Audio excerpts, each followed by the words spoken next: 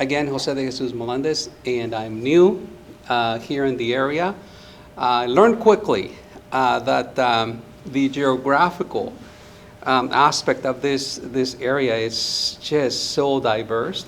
The snowstorm, just to talk about a storm and realizing that from Cushman Lake, I don't know if you're familiar with the area, Cushman Lake getting just piles of snow down to the base of the canal, down to or up to Union, and having to make decisions based on this environment that I'm not used to.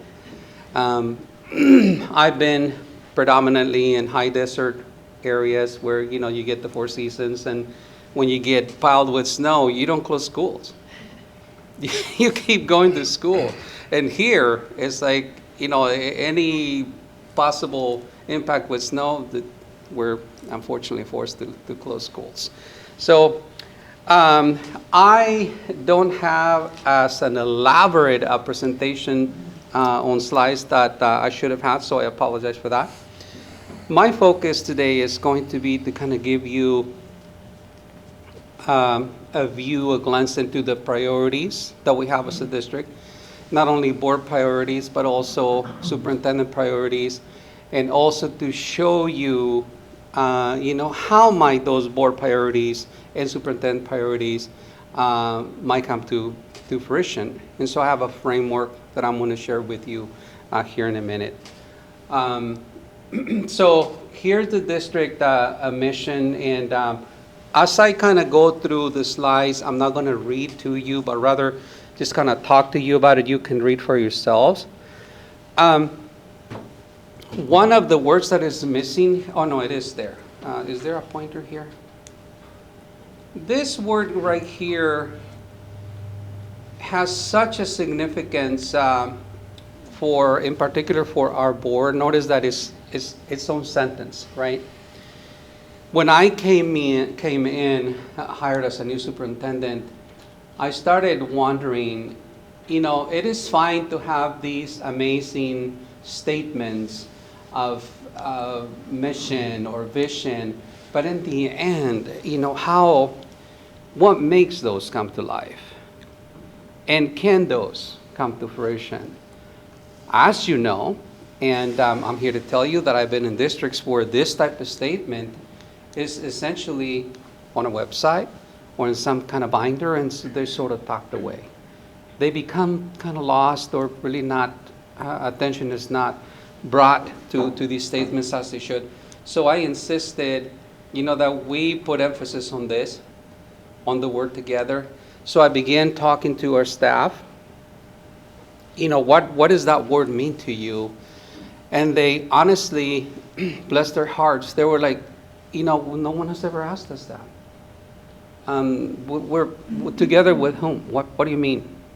So imagine that, just the word alone, to be examined and unpacked, right? What does that mean? Well, that's us. Every person, every human being in the district together in service to others, which essentially is what this statement means. Okay. Okay, what did I do wrong? The right arrow. Is it this arrow right here? Yeah, one more. So that led, again, my study with the board, and we had a board retreat. We had a board retreat where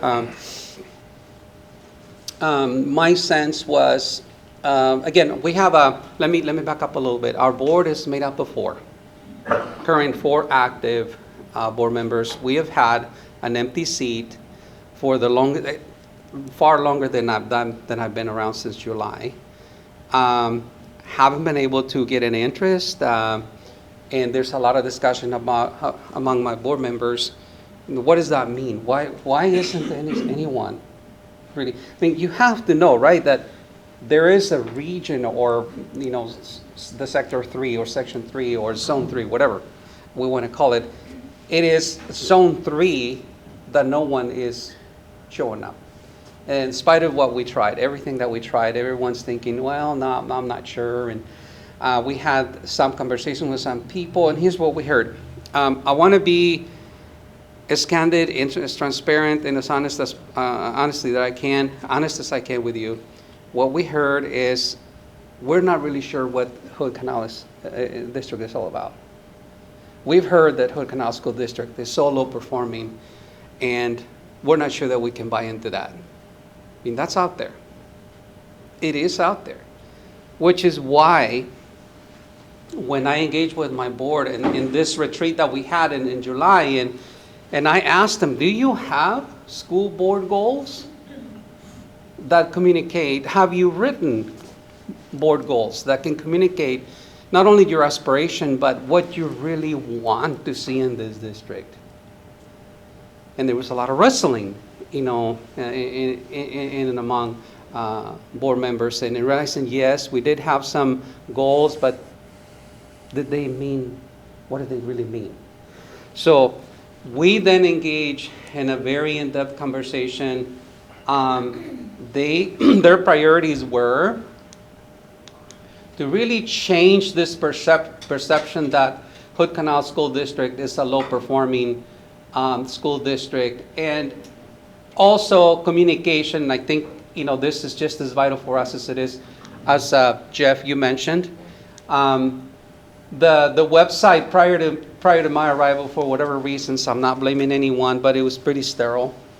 There wasn't there much of substance. Attendance is really something that we are beginning to or wanting to understand. Why is it that we have such issues with attendance? And this right here is probably at the heart of hearts, district culture. So give those a glance. Again, I don't want to just read those to you, but give them a glance. I'll give you a minute before I start talking about these. And folks, I should also mention that we will have copies of all of these slides and materials that our presenters have today available on our website. If you'd like to take a deeper look at them later, please feel free to do so. As you read these, I really would love at this very moment, this is when I maybe will give you a kind of a glimpse of how I was as a teacher. I want your interaction. Look at these, and if there's a question that you have, I want you to ask it right now, and not at the end. I'd rather, have a real live interaction if you have some questions. So literacy. You can go to the OSBI website and or other venues where you can find the data. Fact is, why we were hearing from folks who could have been interested for the open seat from the Cushman, or it should be southwest of the Cushman area, where that open seat is for. And we keep hearing, well, we're not sure that we can buy into, this low-performing district. Fact is, it's public. You can go and see it for yourselves. We have not been able to perform at the state average for literacy or math for over 20 years. So is there, substance when people say, well, we're not really sure that we can buy into, this sort of existence or low performance of this district?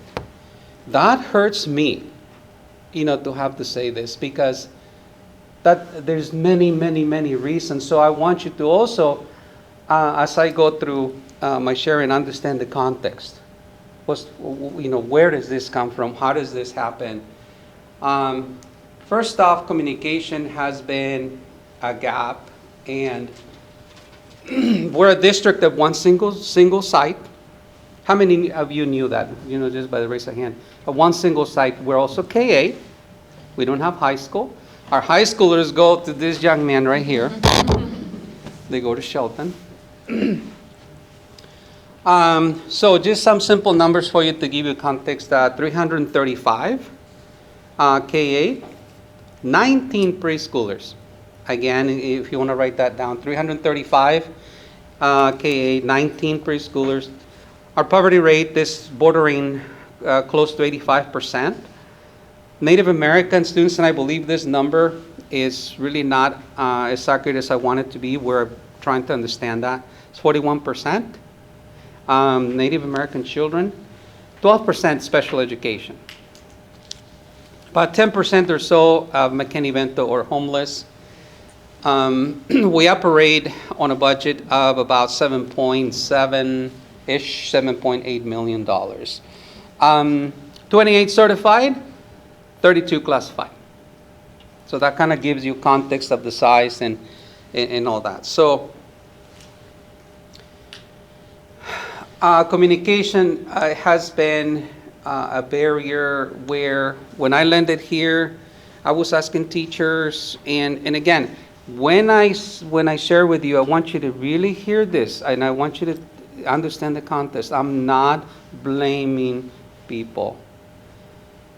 When there is a way of being or there is a way of conducting business and nobody questions it, it becomes this normal, right? It becomes this sort of normal. This is how people do or don't do. So please hear that. I'm not blaming anybody. But when I started asking questions, what about communication? Do you have a newsletter? Do you do a monthly newsletter? And the answer was, well, no one's asked us to do that. So why are we going to do that? So there's been gaps in that from principals to, by the way, this too you may already know, and I want to make sure I'm transparent with this. We're all new, all brand new, superintendent and the building administrators. Everybody left prior to me. Superintendent, administrators, they're all left. In a little district, it'd be as if in Shelton, you and your whole entire admin team, which is made up of what, 30 some or what, 40 people, you all left. That would be a significant issue, wouldn't it? For a school board to say, whoa, the superintendent's leaving, and so the building administration is leaving, and what do you have? That leads to me to say with you that that's been a pattern. Okay? The turnover of administration has been constant, and it's been almost sort of on a yearly kind of basis.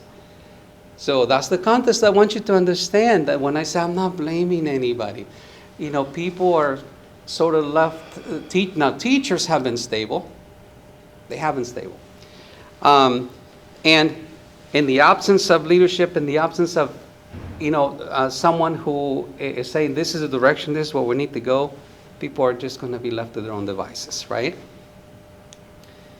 Attendance is something that is a big challenge for us. I don't really have a great handle on it right now, other than to share with you that this is significant for us, and it is an impact ultimately on the academic achievement that children are able to attain, or teachers are able to achieve as well with the students.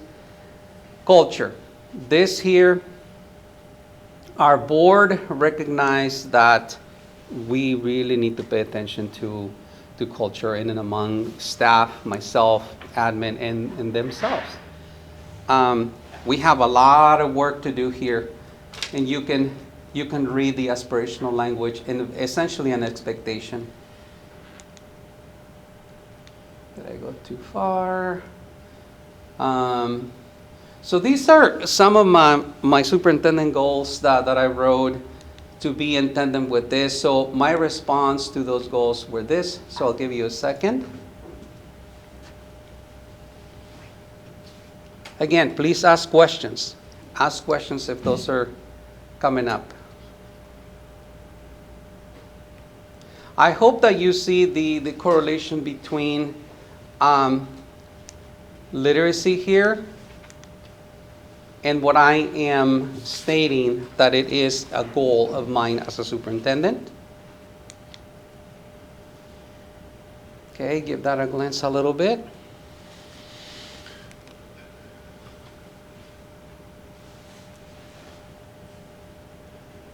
Hope I'm not moving too fast. We have 15 more minutes. This luncheon's over in 15 minutes. Am I consuming too much time? This is over in 15 minutes. Okay, let me then go to, thank you. Yeah, no problem.